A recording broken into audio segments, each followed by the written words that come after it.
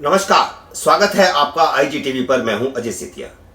मैं आमतौर पर आपके सामने राजनीतिक खबरें लेकर आता हूं, लेकिन आज मैं एक फिल्मी खबर लेकर आया हूं और वह भी जासूसी से जुड़ी हुई। यह 60 के दशक की बात है।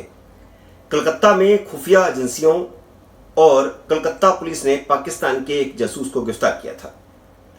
उसके पास बरामद हुई डायरी में एक फिल्मी सितारे का नाम दर्ज था। उस जासूस से पूछताछ में मिली जानकारी के बाद कलकत्ता पुलिस हवाई जहाज से मुंबई पहुंच गई थी और सीधे उस फिल्मी सितारे के घर पहुंची थी। तब मुंबई नहीं, उसे बंबई कहते थे। लेकिन तब तक इस पुलिस कार्रवाई की खबर दिल्ली की शीर्ष सत्ता के गलियारे तक पहुंच गई थी। शीर्ष सत्ता यानी प्रधानमंत्री जवाहरलाल नेहरू, और वह फिल्मी सितारा प्रधानमंत्री जवाहरलाल नेहरू के बहुत करीब था। प्रधानमंत्री जवाहरलाल नेहरू ने खुद हस्तक्षेप किया। नतीजा यह निकला कि कलकत्ता पुलिस उस फिल्मी सितारे के घर से यह कहते हुए खाली हाथ वापस लौट गई कि संभवतः वह जासूस उस फिल्मी सितारे का प्रशंसक था। इसके अलावा फिल्मी सितारे का उससे कुछ लेना देना नहीं था। हैरानी वाली बात यह है कि उस जासूस से गहन पूछताछ के बाद आनन फानन में फ्लाइट से पहुंची कलकत्ता पुलिस को यह दिव्य ज्ञान उस जासूस से की गई गहन पूछताछ के दौरान नहीं हुआ था। यह दिव्य ज्ञान उसे मुंबई में उस सितारे के घर पहुंचकर उससे बातचीत करने के बाद हुआ। ज्यादा शोर मचा तो पूरे प्रकरण की जांच के लिए एक सरकारी जांच कमेटी बना दी गई और उस कमेटी ने तथाकथित जांच के बाद वही बात उगली थी जो बात कलकत्ता पुलिस ने उस फिल्मी सितारे से मुलाकात के बाद उनके घर से निकलते हुए निकली थी कि वह जासूस उस फिल्मी सितारे का प्रशंसक मात्र था, इससे ज्यादा कुछ नहीं। आप जानना चाहेंगे उस सितारे का नाम, लेकिन हम बताएंगे थोड़ी देर के बाद। आप इंतजार कीजिए। मेरे मित्र जिन्होंने लंबे समय तक मेरे साथ पत्रकारिता की है, वरिष्ठ पत्रकार रशीद किदवई ने अपनी किताब नेता अभिनेता में इस घटना का जिक्र किया है और इस घटना को बाद में पाकिस्तान के डॉन अखबार ने भी प्रकाशित किया है, यह कहते हुए कि भारत में किस प्रकार अभिनेताओं को पाकिस्तान का जासूस बताया जाता है। खैर, मैं बात कर रहा हूं रशीद किदवई की। उन्होंने अपनी किताब में इस घटना का जिक्र तो किया है, लेकिन उन्होंने इसे अफवाह बताया है और साथ ही यह भी कहा कि 6 महीने तक इस अभिनेता के खिलाफ जांच चली थी, लेकिन कुछ तथ्य सामने नहीं आए, कुछ तथ्य नहीं पाए गए।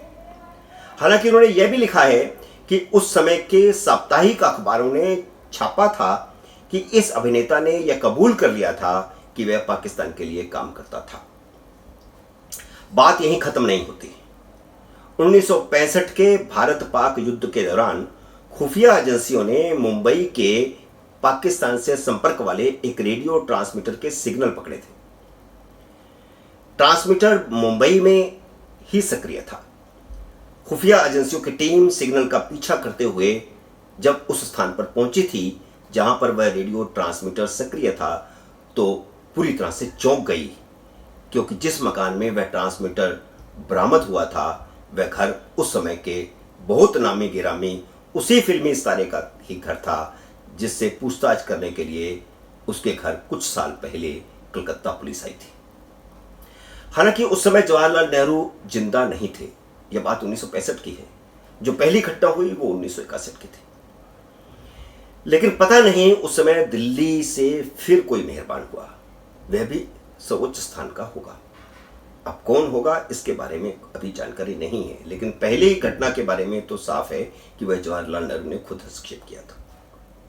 रेडियो ट्रांसमीटर के विषय में उस फिल्मी सितारे ने बहुत मासूमी से सफाई दी थी कि उसे पाकिस्तानी गाने सुनने का शौक है, और क्योंकि भारत में सामान्य रेडियो पर पाकिस्तान रेडियो प्रतिबंधित है, इसलिए उसने यह रेडियो ट्रांसमीटर अपने घर में रखा है ताकि पाकिस्तानी गाने सुनने का अपना शौक पूरा कर सके। आप यह जानकर हैरान रह जाएंगे कि इस बार भी उस फिल्मी सितारे की ही बात को शाश्वत सत्य मान लिया गया। एक जांच कमेटी बनी और उसने भी फिल्मी सितारे के उस बयान को ही सत्य घोषित कर दिया कि उसे पाकिस्तानी गाने सुनने का शौक है, इसलिए उसने इस ट्रांसमीटर वाले रेडियो को अपने घर पे रखा हुआ है।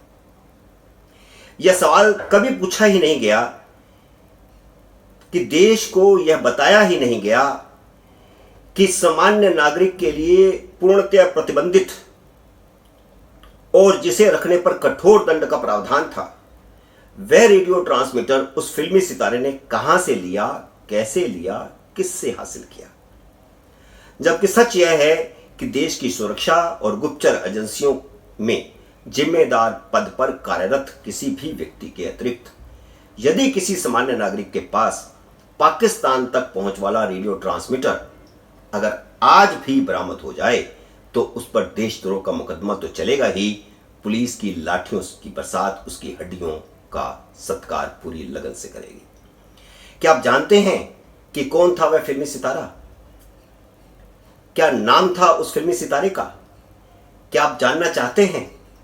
तो अब जानिए कि उस फिल्मी सितारे का नाम था दिलीप कुमार, जिसका जिक्र मैंने बताया कि रशीद किदवई ने अपनी किताब में किया है और हाल ही में डान अखबार ने भी उस पर एक लेख छापा है।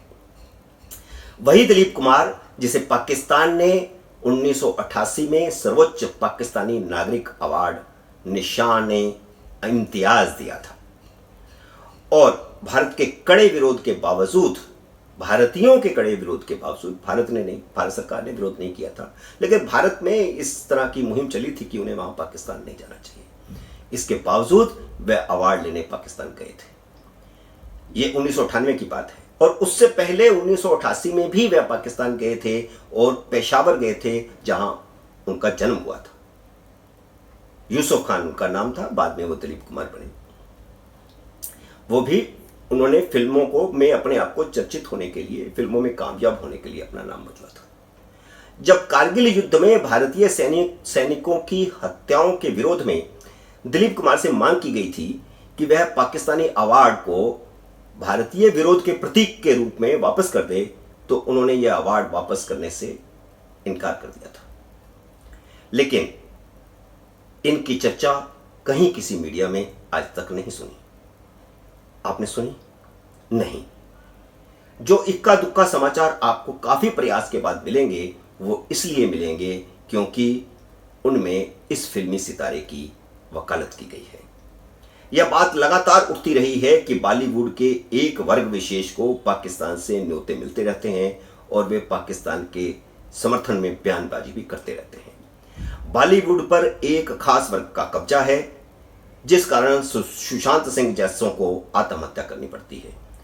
बॉलीवुड के चरणों में लौटती मीडिया और चाकरी करती सरकारों की कहानी दशकों पुरानी है। यह थी हमारी आज की खबर। अगली खबर और समीक्षा लेकर के हम फिर आपके सामने हाजिर होंगे। तब तक नमस्कार।